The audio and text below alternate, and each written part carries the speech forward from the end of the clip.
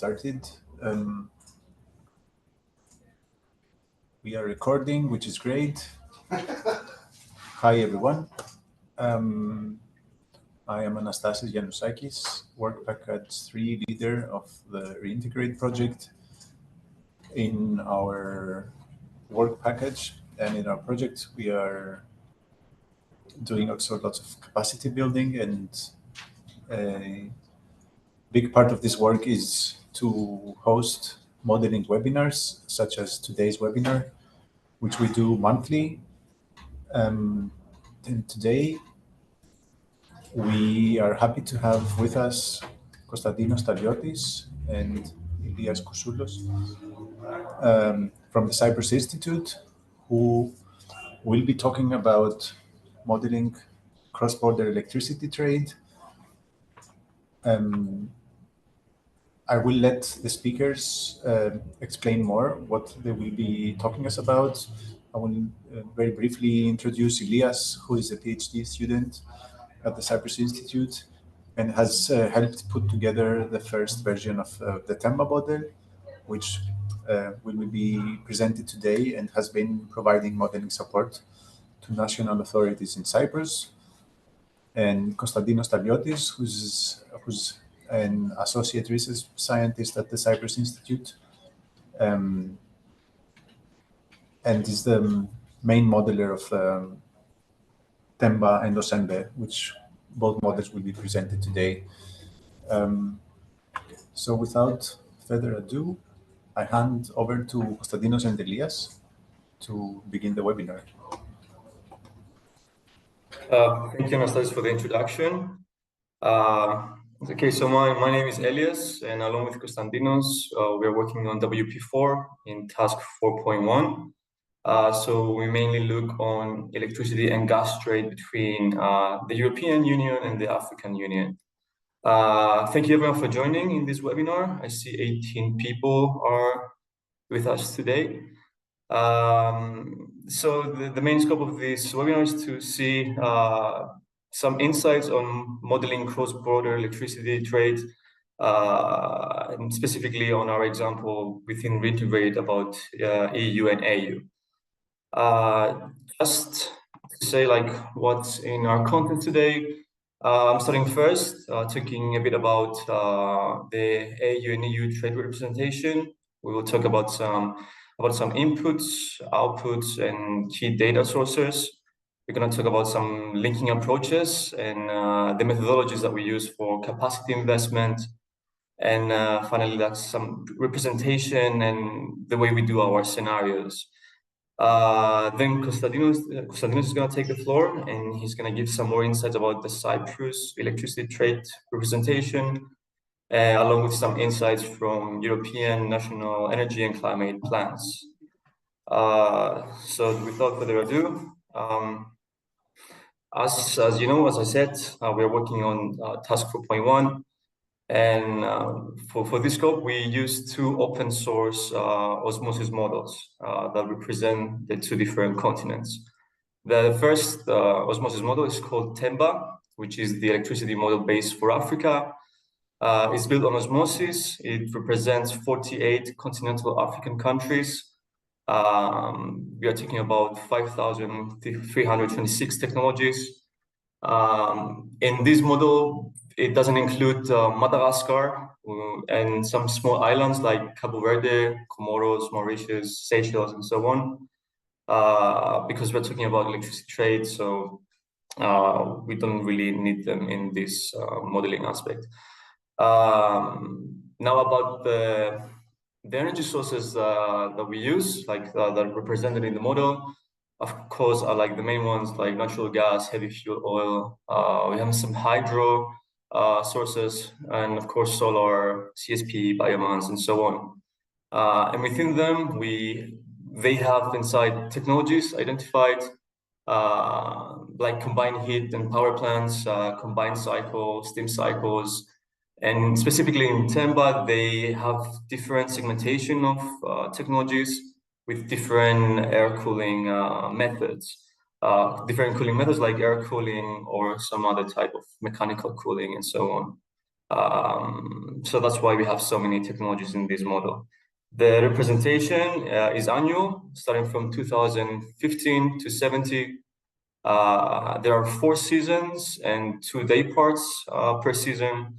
So we're talking about 8 time slices in total that are represented.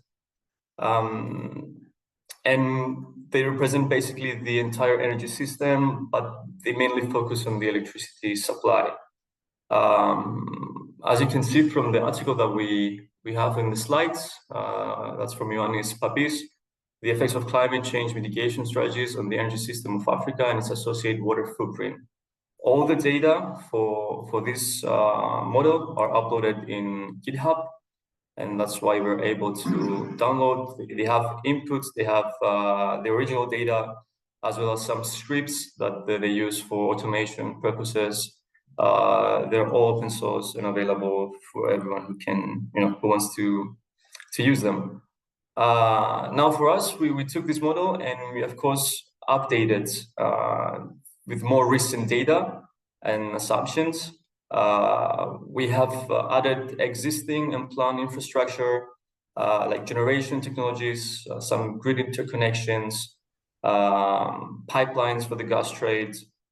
And of course, along with it, we have updated the energy demand for each country separately. And along with some cross-border electricity and gas infrastructure, which is the main purpose of our modeling. To be mentioned, like in terms of time slices, we plan to increase the resolution. We want 4 seasons and 4 day parts for better representation. And I'm gonna tell you why we want this to happen. So the next model that we use is OSEMBE. So we covered African Union, and now we want to represent the European Union. There's actually a model called OSEMBE, the open source electricity model base for Europe, which represents 30 countries. So we have the European Union, along with Norway, UK, and Switzerland. We are talking about 1,727 technologies. This model is, let's say, it has less technologies than the African Union because it's more aggregated, like their sources and their technologies are more collected to make it faster and produce like better results. The annual resolution for this one is from 2015 to 60. It's more than the TEMBA. It's 5 seasons, 3 day parts per season. So we're talking about 15 time slices. And the reason like we want to, as I said on TEMBA, we plan to do it 4 seasons and 4 day parts because we want them to be aligned.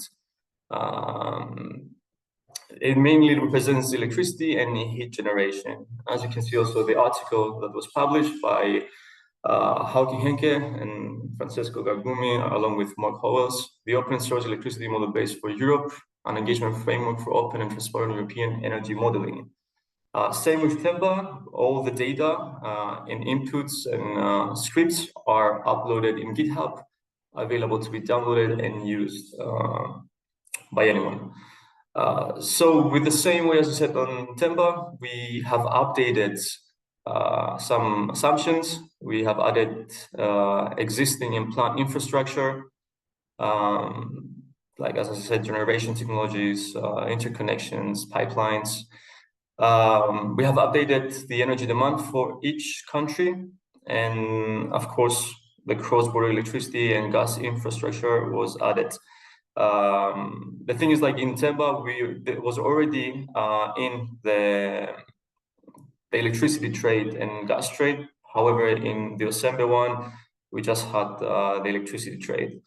So in our recent model, we have added also the gas trade infrastructure to model. Now about model inputs and outputs. So for those who don't know osmosis is a bottom-up model. It's focusing on detailed representation of technologies and energy flows, as well as resource constraints. It's a bit data-intensive software where it requires a lot of input data and accurate input data so the results make sense. I'm just going to go through a bit some of this data, as you can see on the chart. Starting first with the most important, personal opinion, final energy demand. So in order to cover your demand, you need an accurate projection. Not accurate, but like you need to have an idea of how much is going to be the demand in the future for each of the countries. So we exogenously get this information and we add it in the model, along with the existing and planned power infrastructure technologies. So we need to add details about the power plants, the storage and transmission and distribution. We need to know like how much capacity is already existing, how we assume is the decommissioning rate, retiring rate, and of course like how much will be invested in the coming years, like what's between the governments, what's in between the NECPs. So we're talking about different information from different sources that have to be collected, and we fit those within the osmosis. Now, cross-border trade is the most crucial one because it's what we are modeling. So we need good details on any kind of links between the countries. As I said, we model electricity and gas. So we want any kind of interconnections, already existing ones, planned ones,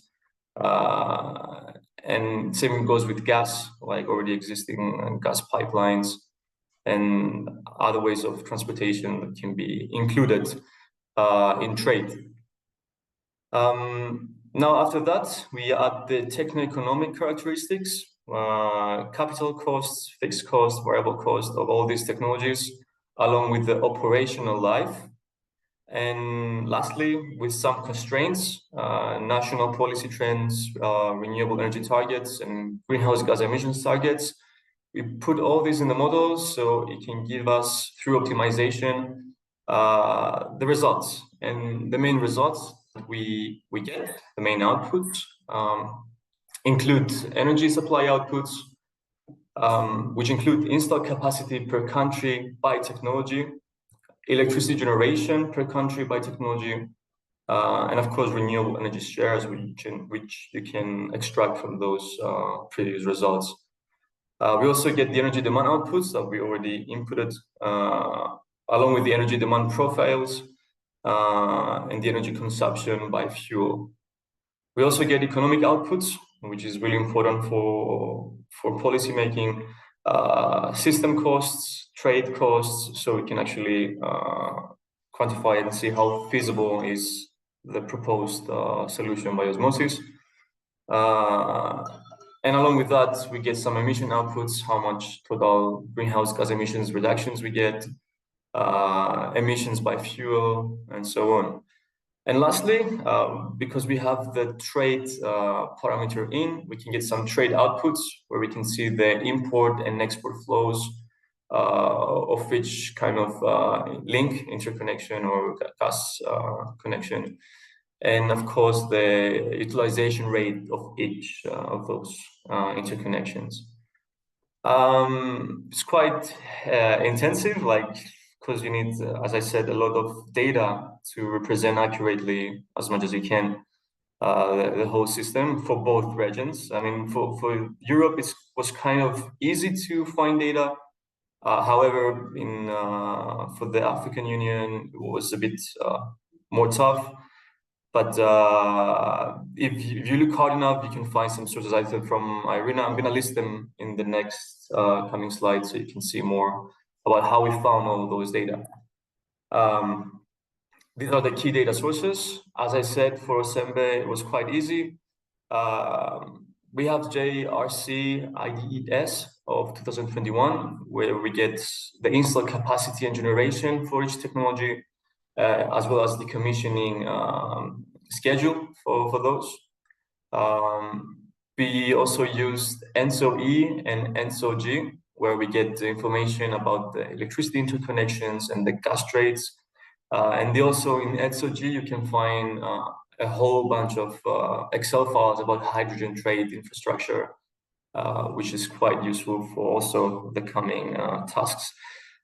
Eurostat, of course, for some final energy demand statistics, renewable energy capacities and generation. IRENA has some also nice statistics on renewable energy capacity and generation, and with the help of Renewable Ninja, you can find some renewable energy generation profiles, which is really useful since we have so many countries to model with different kind of environments. And then we have the reference scenario of 2020, where we get the techno-economic assumptions. And of course, really useful source is the national energy and climate plans of each country, where you can find potential investments for the future, capacity increase in specific technologies, and of course, interconnection information that is not listed in any of the above sources. Now for TEBA, which I said it was quite more complicated, IRENA is one of the main sources where we get regional analysis and statistics on renewable energy capacity and generation. Thankfully, we have also the Africa Continental Master Plan, which had actually a lot of information about existing and planned projects. Had also demand projections, different kind of demand projections with different scenarios, which is nice to play with our models. And of course, techno-economic assumptions, which is quite different, as you understand, from Europe, which is really useful to have it also for Africa independently. We also have some other international analysis where we get electricity infrastructure. And of course, through some partners, we can get also some other extra data. For example, from TION ECN, we can get some final energy demand projections where we can integrate some of this data within our models. Now someone will ask, how do we represent trade in osmosis? So I hope most of you have seen osmosis at least once, or see like a reference energy system. So on your right graph, where you can see, it's a sample of a reference energy system of Germany, where it's a representation of the energy system from power generation fuels to that are either imported or extracted, to the technologies in the power plants and the end use sector. In our case, we get the final demand that is produced from all those power plants, and it satisfies the demand of each country. Now, how we model the trade is basically, as you can see on the left chart or figure. As you can see in the middle is the interconnector technology. So we say we have two countries. In this case, we have Egypt on the left and Greece on the right. We get electricity, secondary electricity from the power plant from each case, as you can see. And then there's the possibility to link those two countries with this technology in different modes. So in this case, in mode 1, Egypt sends some electricity through the interconnector to Greece. And in mode 2 is the opposite. Greece sends some electricity to Egypt. Now, how the exchange happens or how the optimization happens, we're going to see it in our next slide. But more is a fairly easy way to represent the trade within the countries. And as you understand, we have different interconnectors for each of the countries, intracontinentally, and the exchange between the two continents as well. Now, the methodology for capacity investment, as I said, we have different countries represented. We have country nodes, where we have the install capacity and demand by time slice. So when we fit the model of this, the model comes and says, okay, I'll check for available technologies to cover demand in each specific time slice. So what does that mean? It means they have two options, like the trade option and the technology option. So the model will check like the cost and capacities that are available, or like how much is the cost to put some new capacity in the country. And if it makes sense, then we have the cost optimization decision. I mean, what's the best technology to use, or should trade take place? Does it make sense economically? And then the model gives you the main purpose is to satisfy the demand at lowest price. So with that, you get the annual update of investments, and if it chose to use the interconnector or choose another way to cover the demand. Now there's some trade-offs on this methodology. It's flexible way. I mean, you can adjust the changing demand and technology. It's cost effective. I mean, the main purpose is to get the best case scenario in terms of costs. So it minimizes the system cost through optimization. And with this way, we can represent the regional cooperation. So we can put some interconnectors and see how the two continents exchange electricity with each other. And you can see like the mutually beneficial energy trade through it. Now the challenges, this is very data intensive, as I said. So it requires, really good amount of data, reliable data. Otherwise, the results don't make any sense. There are some threats about between energy security and trade. I mean, if you put an interconnector and it's utilized more because it makes more sense, then we have the trade-off that the country doesn't have its own way of covering demand internally. And of course, there's a big uncertainty in long-term projections where, things change every day. Like one day we have an interconnection happening and the next day it's canceled. And there's a lot of examples like this in the African region, but also like in Europe. So there's a big uncertainty on the results in that matter. Now there was a big issue, not an issue, but like a concern, like the soft linking and hard linking of the models. As I said, we have two models, Osembe and Temba, that we run them separately. When we run them separately, we call it soft linking because they do their own matrices separately, their own solutions, and then somehow we fit the one model to the other, or we try to converge them. There's some good things and bad things about this idea. The first good thing is like it reduces computational time. As you can see down in the blue boxes, these are the average running times of the models that we run in our computers. You can see for Temba, to generate the matrix, it took 2.5 hours, and for the optimization, around 1 hour and 15 minutes. And now for Osembe, the matrix took 2 hours and 30 minutes, and for the optimization, 3 hours and 20 minutes. Now you can ask me like why Temba is like, it took less time for optimization and Osembe took longer. The reason is time slices. As we mentioned in the beginning, Temba has less time slices, I think 8, I said.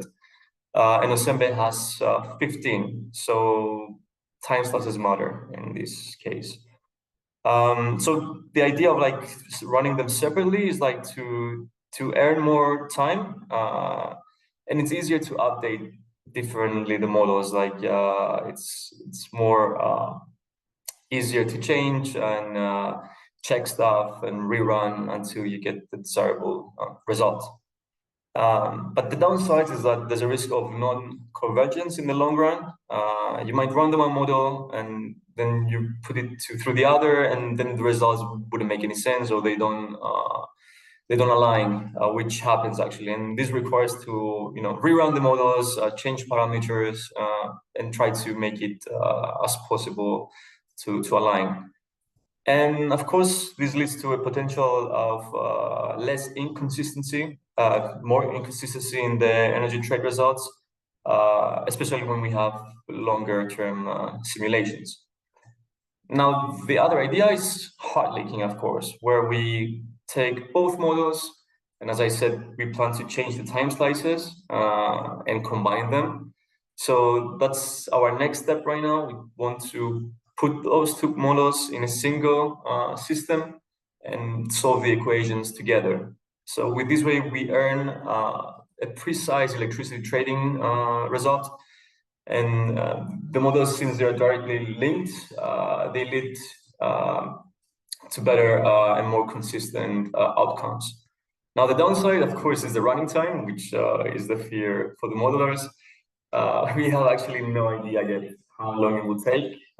We are excited to run the first run and see how long it will take. And of course, like with longer runs, there's a danger for more, it can be a challenge to get the final result. Like the simulations also would take longer. It's more of a hassle. But if the results are more precise, I think it's worth the hassle. I think that's it for soft linking and hard linking. I think we're gonna have like some news about it soon enough. We try also to upgrade our software, our hardware, in order to run this let's say monster model, and hopefully we're gonna have some positive news soon. Now, why we do all this?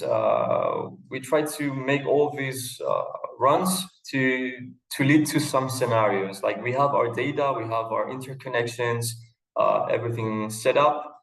But now we need to identify the scenarios, like how we compare our different runs and the results and the different, say, cases of interconnection. So, me and Konstantinos, we have identified 3 main scenarios, which is also aligns with the CMP somehow. We have the limited electricity trade scenario called LIM, which assumes that the trade remains on current levels, and it's more or less a baseline to compare the other more ambitious trade pathways. It's a more conservative approach, and it has no new infrastructure or any cross-border projects. In the planned electricity trade scenario, PLN, we focus on trades that happen within each continent. Like there is an increased investment compared to the limited scenario. And it highlights the potential and the benefits for implementing those interconnections. So more or less is like current, let's say, registered or planned interconnections that are within the reports or within the NECPs and so on. And of course, the most ambitious scenario, because we want to take it to the next level, is the unrestricted electricity trade scenario, UNR. It focuses on expansion on both intracontinental and interregional trades. So we try to see the full potential of having this transcontinental energy link with more increased collaboration and resource sharing between Africa and EU. You can see on the graph below, that's more or less what we expect to see. Of course, in the limited scenario, we see less exchange.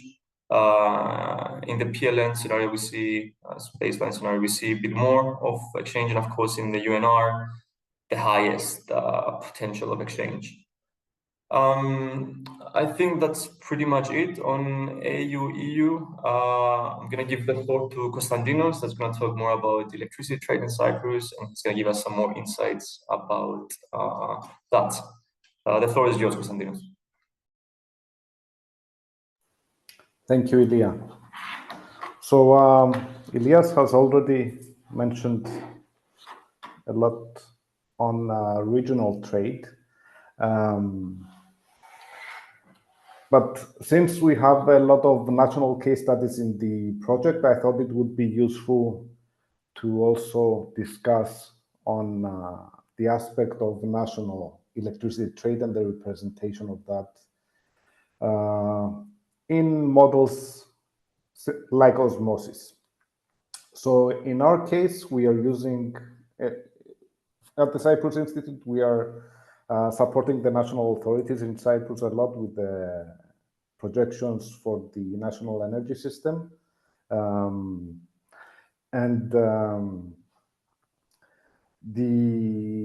We are using osmosis, basically. So some brief background on the work that we are doing for Cyprus, some background on the energy system of Cyprus so that you can get a better idea of the context.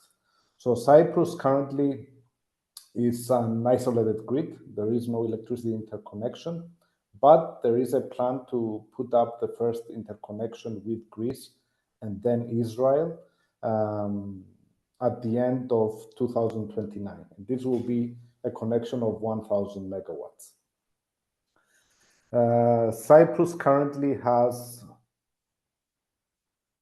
a highly seasonal electricity demand, so it varies immensely during the year. The peak demand, if we take the example of 2023, the latest available year, the peak demand, which occurs typically midday, at the middle of the day in the summer period due to high cooling demand. In 2023, this reached close to 1,250 megawatts, while the lowest demand, which is typically either in autumn or spring, where there is no demand for cooling or heating, and the day is relatively long, and there is no demand for lighting as well. So the lowest period of demand, which happens in autumn and spring, typically during the early morning hours, it was around 310 megawatts in 2023. And the average of the year is about 600 megawatts. So 600 megawatts, while we have already installed about 1,480 megawatts of fossil-fired generation, which was installed several decades ago, most of this capacity. Then we have currently between 750 and 800 megawatts of solar PV, 157 megawatts of wind, and 13 megawatts of biogas. And since we have no storage deployed, you can have already an idea that we have an issue with curtailment of renewable energy, since we have an average demand, as I mentioned, of 600 megawatts. So to move on to the actual topic of electricity trade representation, I'll first give you an idea of how this was done in the first submission of the National Energy and Climate Plan of Cyprus that was submitted at the end of 2019 to the European Commission. And then I'll give an evolution of how that evolved over time. So back in 2018-19, when we were trying to represent the electricity interconnection of Cyprus, we had discussion with the national authorities, and we decided to use projected electricity prices for Greece and Israel that were provided from the European Network of Transmission System Operators for electricity from the 10-year development plan of 2018. So this plan basically gave projections for key specific years on 5-year intervals, if I remember correctly, of how electricity price would be for Greece and Israel, so the neighboring countries.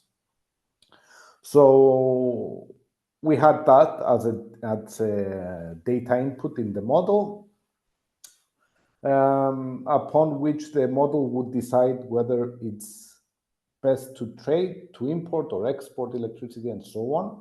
But it was comparing these very static electricity prices of Greece and Israel with the endogenous estimation of the marginal cost of electricity generation of the Cyprus model. The osmosis model of Cyprus has 96 time slices. There's 8 seasons with 12 typical day parts in each season.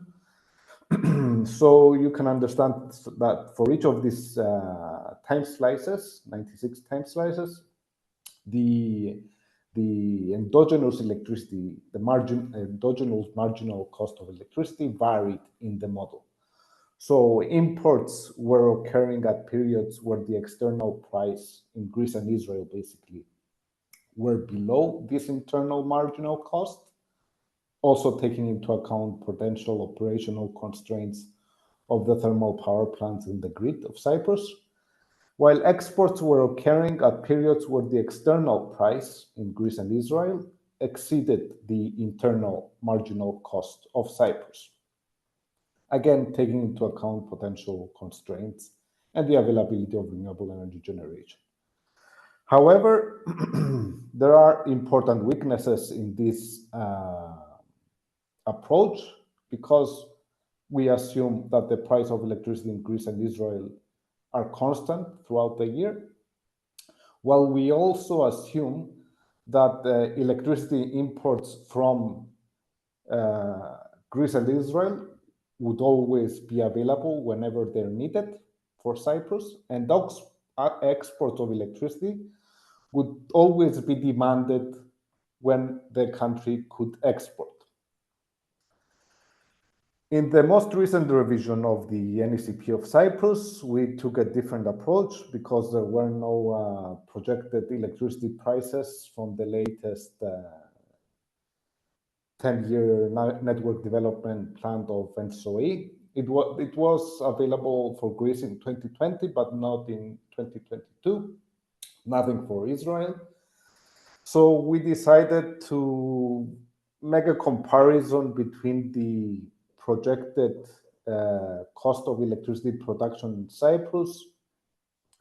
So we basically compared the electricity prices in Cyprus to those of Greece, and we set up a proxy, let's say, upon which we were adjusting the price of electricity in Greece based on the endogenous electricity, the average electricity cost that was calculated in osmosis. So we basically would run osmosis for Cyprus and get an average cost of electricity generation calculated, and then we would fix the electricity cost of Greece based on this comparison that we had done between prices of the two countries. Additionally, we assume that exports of electricity from Cyprus to Greece would be about 20% lower than the import price, and this was basically a simple assumption that we took to account for the fact that the country would import electricity where there would be lack of available generation, or there would be lack of available cost-effective generation, and we would import at a higher price than when we would export at times when there's a surplus of electricity, basically during midday when there's a lot of solar PV coming into the system. And also, in the case of Israel, we assumed that the price would be similar to that of Greece, but also adding the cost of the cross-border adjustment mechanism to account for carbon emissions in the electricity that would be imported from Israel. However, again, in this approach as well, there is uncertainty in the prices in Greece and Israel. And again, we're assuming that the price of electricity in Greece and Israel are kept constant in each specific year of the projection. And we have, again, the same assumption that electricity imports would always be available for Cyprus, while the electricity exports would always be demanded by the neighboring countries. In the most recent approach that we did, we also put some technical constraints on the use of the interconnector, following guidelines that we had from the national authorities. Basically, even though the interconnector would be 1,000 megawatts, we do not allow the interconnector to import more than 500 megawatts of electricity at any given time. And this was basically for grid stability and energy security issues. And also, similarly, we would not allow annual net imports to exceed 20% of the annual final electricity demand. But this was a constraint that was never reached, actually, in the projections. Also, the interconnector was allowed to contribute to the reserve capacity margin, but it was not allowed to provide any ancillary services to the grid, for instance, operational reserves. And this is because there is not yet any decision on this aspect from the national authorities, and there has to be a period where the interconnector will be tested, how it will operate within the system. And finally, there's a constraint on the availability of thermal units like conventional generation. There should always be online at least 200, and it was 240, but this year it was lowered to 210 megawatts of conventional generation from two separate power plants within the country. So there shouldn't be only one point of generation supplying this demand, but at least 2 points of generation for grid stability issues. In the scenarios that we run for Cyprus, we also recognize that there's a high sensitivity in prices. So we run a scenario called WAM with additional measures, basically, with low and high fuel prices. The figure on the left shows electricity generation mix by technology until 2030 in the scenario with low fuel prices, and the figure on the right, the equivalent for high fuel prices. And if you can see in 2030, in each of the two scenarios, we can see that net imports vary in each case. So with low fuel prices, the country is projected to export, while with high fuel prices, the country is projected to import. Well, at the same time, there's a variation in the electricity generation mix. When there's low fuel prices, there's a higher generation from gas-fired generation, while with high fuel prices, there's equivalent higher generation from solar PV. So based on the experience that we had representing electricity trade within our national energy system model, we understood that there's potentially some important issues with the representation, because there's, in a way, uncoordinated estimation of electricity. So ideally, the neighboring countries themselves should agree between them on what electricity trade should be projected in the future. And this would lead to overestimation of the electricity exports and overestimation of the cost-optimal deployment of renewable energy technologies and the renewable energy share. And in turn, this would leads to an underestimation of curtailment and underestimation of the cost-optimal deployment of storage technologies to cope with the renewable energy available into the system.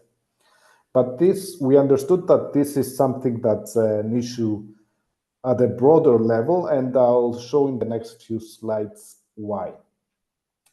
So what I did is I looked through the national energy and climate plans of each EU member state to extract basically what the projected electricity trade is expected to be in 2030. So the figure here shows the orange bars show the net electricity imports by country, the orange bar from the EU reference scenario of 2020, the gray bar from the mixed scenario in which the there's higher ambition of energy and climate targets for 2030. And the yellow bar is basically the projections from the countries themselves in the first submission of the National Energy and Climate Plans that was in 2019. And basically a key observation is that some countries, so if we look at Czech Republic, for instance, if I can turn on the, one moment, it's a pointer. So if we look at the Czech Republic, we can see that in the EU reference scenario and the mixed scenario, it's projected to import electricity, while in the country's National Energy and Climate Plan, they're projecting to export. Similar observation for Denmark, similar observation for Austria, similar observation for Germany, and so on. And there's other groups of countries that in the regional modeling of primes for EU reference and the mixed scenario, there's projections of exports, for instance, in the case of Spain. But in the case of the national energy model themselves, like Romania, Spain, and Sweden, are projecting to export even more. So if we look at the total of the EU reference scenario and the mixed scenario project net electricity exports of about 700 and 930 kilotons of oil equivalent, while if we sum up all the electricity exports of the various countries, we reach 7,000 kilotons of oil equivalent. This is about 82 terawatt hours. So if we look at the latest revisions of the NECP, which were submitted last year, we can actually see that the situation is even more exacerbated. So from 7,000 kilotons of oil equivalent, countries are jumping up to about 13,000 kilotons of oil equivalent, or 155 terawatt hours. Just to give you a sense of the magnitude of this, the electricity demand of Cyprus is at about 5 terawatt hours. And that of France, which is much bigger, is at about 400 terawatt hours. And the whole EU is about 2,300 terawatt hours. So this excess electricity and this value of excess electricity projected in the National Energy and Climate Plans is quite high. Why is that happening? I guess it's because countries themselves are projecting to have even more renewable energy in the system, and they are projecting that they would export this electricity somehow to the neighboring countries. And this is clearly shown in one of the figures from one of the Nordic states draft revision of the National Energy and Climate Plan that I found last year. So in this case, for instance, in this specific country, in the period before 2030, the country itself is a net importer of electricity, while after 2030, when the energy and climate plans are supposed to be achieved, the country turns into a net exporter of electricity. And if every country in the EU is planning to move in this direction, we might have an issue with even more curtailment of renewable energy that we are actually projecting in our individual national energy system models. And with that, I would like to end my intervention and open the floor for any questions. So thank you for your attention.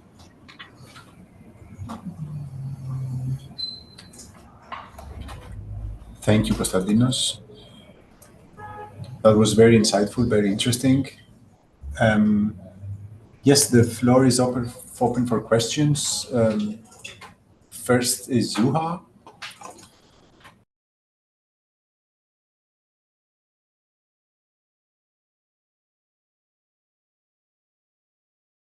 Yes, Juha, you can go ahead. There's a question in the chat by Yeah, sorry, Alexander. I didn't unmute myself. So I checked the Tempa repository, but I guess that was the old one. I saw that it's running every year between now and 2050. Is that the same approach still? I mean, it sounds quite excessive to do every year because things don't change so much between every year. Or how is the Tempa now modeled? And Yeah, Osempa? it's run on a 9-gold resolution until 2050 or 2060. Elias can correct me on the modeling horizon. The reason for this is that osmosis itself is built in a way that it doesn't allow for multi-year time steps. So it has to be represented on a 9-gold resolution, unless you do some very some drastic tweaks that might cause issues at some point. But yeah, it's on a 9-gold resolution still.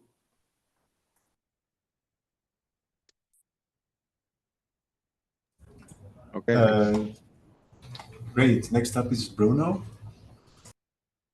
Yeah, thanks for the presentation. Very interesting. Yeah, I had the same question about multi-year periods. The other question I had was on storage. I didn't see any role for battery storage in your Cyprus case study, or did I miss it? And we're seeing costs coming down drastically, in the last couple of months, and expecting it to carry on coming down. Why are you not seeing it? They are actually they're not yet installed, but in the latest National Energy and Climate Plan, we account for batteries basically that will come into the system in 2026, 2027. And then potentially there's, if it's actually cost effective, there might be pumped hydro investments in the mid 2030s. But are you able to see that endogenous as a result of your capacity expansion for Cyprus? Yeah. Yes. Yeah. And it's which part storage of the cost optimal solution? Yes. Which storage implementation are you using for osmosis? It's part of the older code of osmosis, and we did some tweaks with Abhishek and Francesco back in the day. It's actually, there's one or two equations that are not found in any other code version potentially. But it's based on the older storage equations. Okay.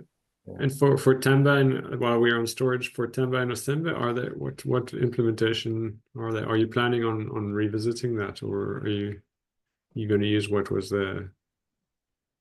There's currently no energy storage in both of the models, but we plan to actually integrate those in the updates right now. So we will add them the same way like Konstantinos suggests. Okay, thanks.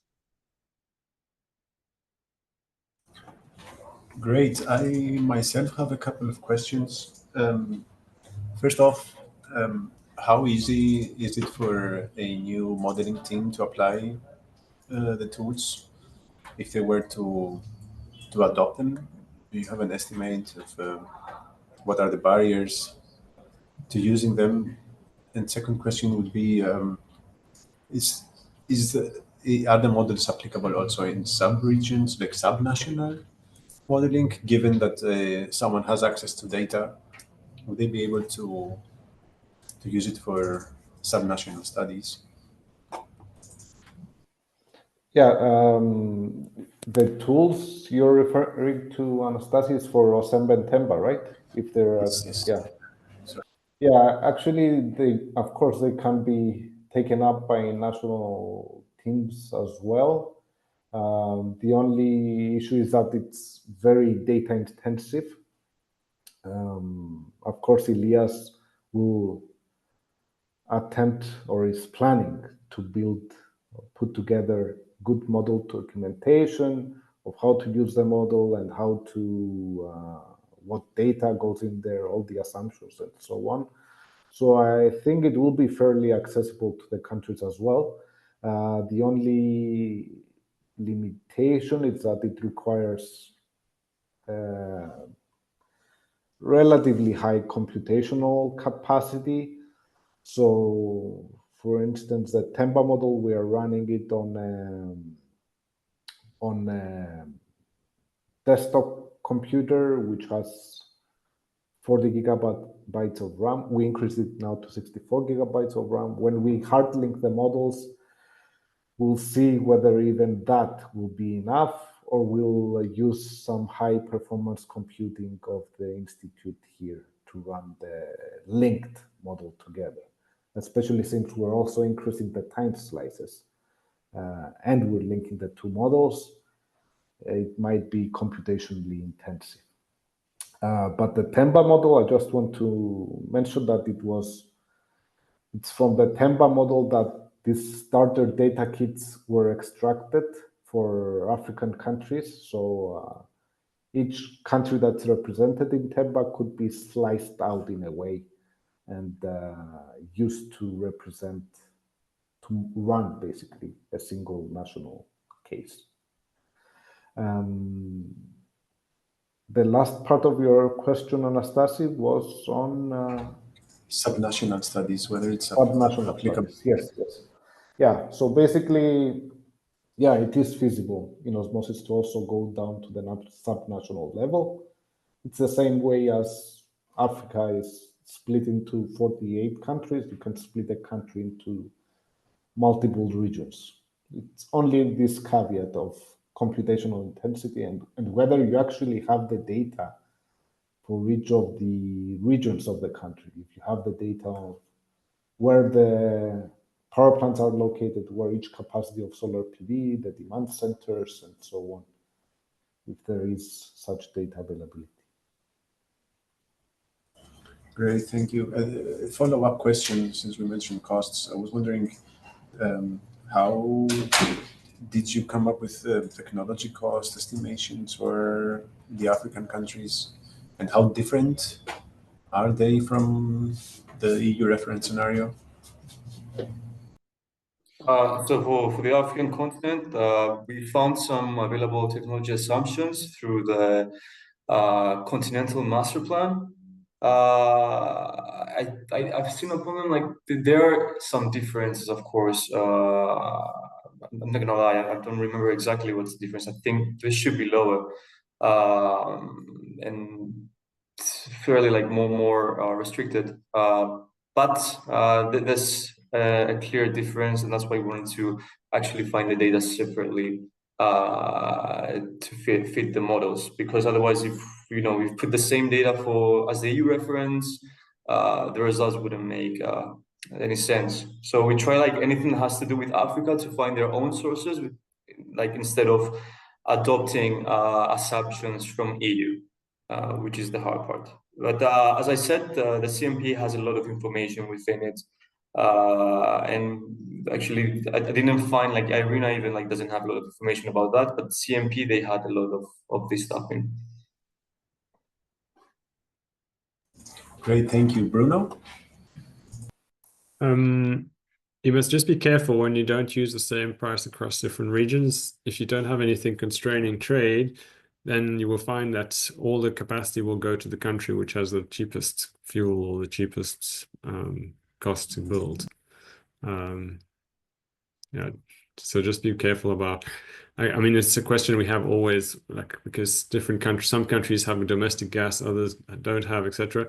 And normally the call that we make is that actually there should be like one global gas price, and those who have domestic gas, the only benefit that they get is the LNG, the liquefaction regasification costs, but they should otherwise have the same. Otherwise, if you're using like the actual cost that they have, which is often involving a lot of subsidies, then you're skewing things. And then for the coal, again, everyone should have the same price, except if there's like an extra transport cost to move it around. Is there a loss for the transmission? There's no loss in transfer, but it's just that for the coal, you have to rail it in if you don't have a harbor. So if you're inland country, you have to rail it or truck it inland. So there's an extra cost which is quite significant for coal.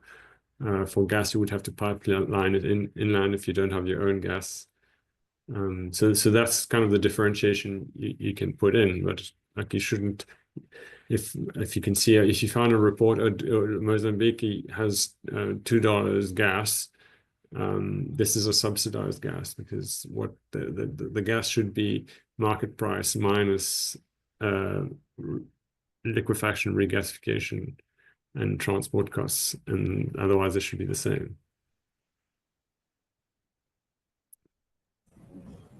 Have the same reference point.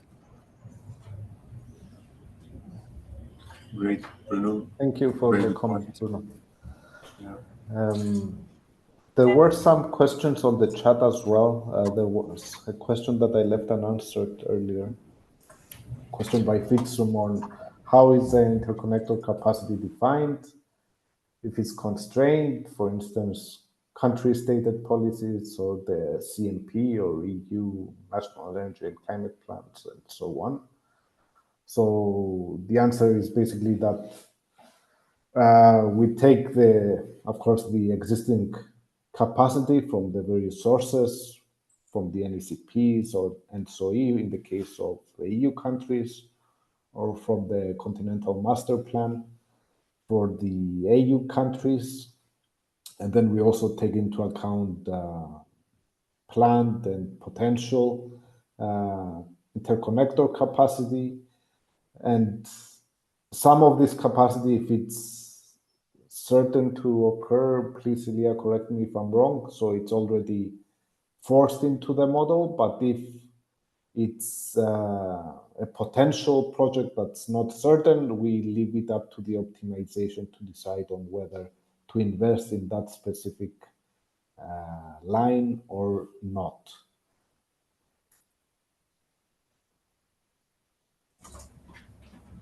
Great. The solver question is on Ciplex. I answered that. There was a question. Well, Thank you, about Bruno. the Thank you, new Bruno. model version by Bruno. Yeah, About the new model version, whether it's openly available already. the new model version of 10 by Nocembe, I guess this is referring to, is not yet available. We're still updating it, and Elias will create a new fork on the GitHub repository and upload the updates there once we're more confident on that we reached a good level, and keep updating that afterwards. Great. I have a last question to Elias on the stuff that Elias showed. So you showed these 3 trade scenarios. And I think it would be interesting to see how what the effect of trade is across these scenarios on stuff like investments needed in the power sector, or the total system costs, or installed capacities. Did you look into these things, and did the results that you see meet your expectations, your intuition? Thank you for the question. I mean, we already had run these kind of scenarios for one of the conferences that we presented. Of course, the models were on like an early stage of development, so we were still like updating some important data within it.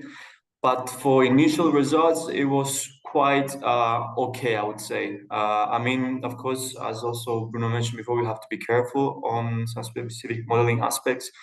And of course, the constraints that we add for each specific case. But I think for draft results, they were quite good.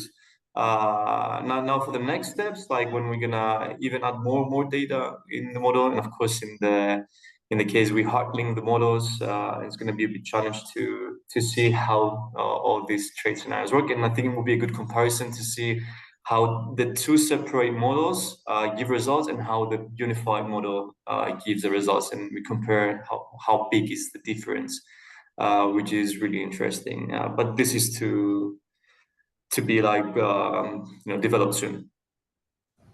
So in terms, for example, of total system costs, which direction does it go to? And so is there a big difference between the scenarios? Do you remember? I don't remember, to be honest, no. Doesn't matter. I'm just curious. Okay, great. Thank you both. Do we have any other question from the audience? Of course, the webinar will be online soon for I have anyone a interested. follow-up question. Yes, go for it. On the solvers, I think Konstantinos briefly answered. I was wondering, maybe Elias can explain a bit more on those runtimes. If you use the barrier method, and if it also includes the crossover phase or not. Can you repeat the question, like the initial question you asked? Yeah. I hope my microphone is good. I don't know which microphone is connected, but We can hear you. We can hear you. on the runtimes that you had Yes. on optimization, Mm-hmm. I asked in the chat that which solver you used, and Konstantinos said that you used Simplex. Simplex. Yeah, and then with the solver, which method are you using to get those runtimes? Is it the Simplex method or the barrier method, or? I think okay, because the models are already like they had their own optimization software within the GitHub package. I think we use the Simplex, like they're already existing there, optimization method. So basically, like how we do, like we have the model that we get in TXT file. We run it through GLP-Sol to get the matrix of it, and then we run it to the Simplex to get the final solution. And I think it's the basic method. I don't really do a choice on that. Like it's what the models run like initially. So I didn't change any of that yet. I mean, if I see like there's going to be differences, if you believe there's a big difference between those methods, I might even try to check it out. But this could give us some more inputs and insights in order to explore it more. Sure. I'm happy to get in touch bilaterally, but it definitely changed day and night. So it's solving times. Mm-hmm. It's very good if you also have a look there and take a look at the solver settings, because that can drastically change, particularly that you want to do the hard linking and the problem is becoming much bigger, then the options become more important.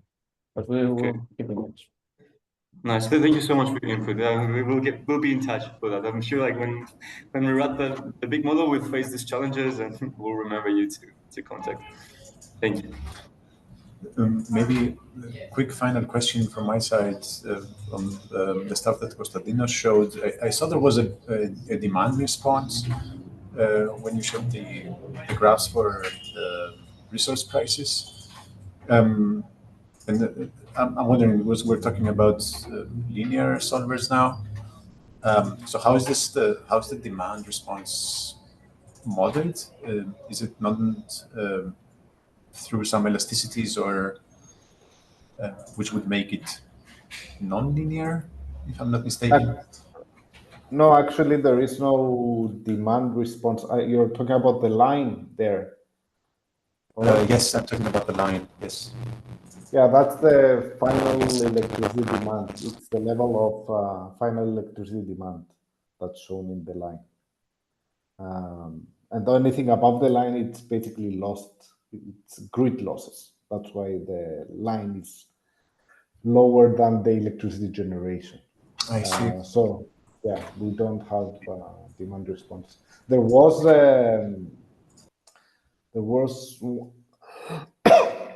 one or two attempts to model demand response in osmosis. I can find the relevant paper and send it over to you if it's of interest. Yes, please do so. Good, great. If there are no further questions, I thank you both so much.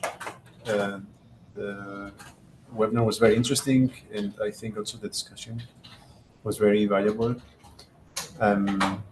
Yes, let's thank the speakers once more, and let's close this session.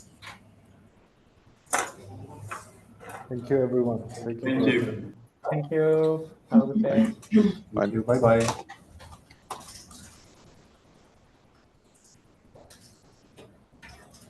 Anastasia.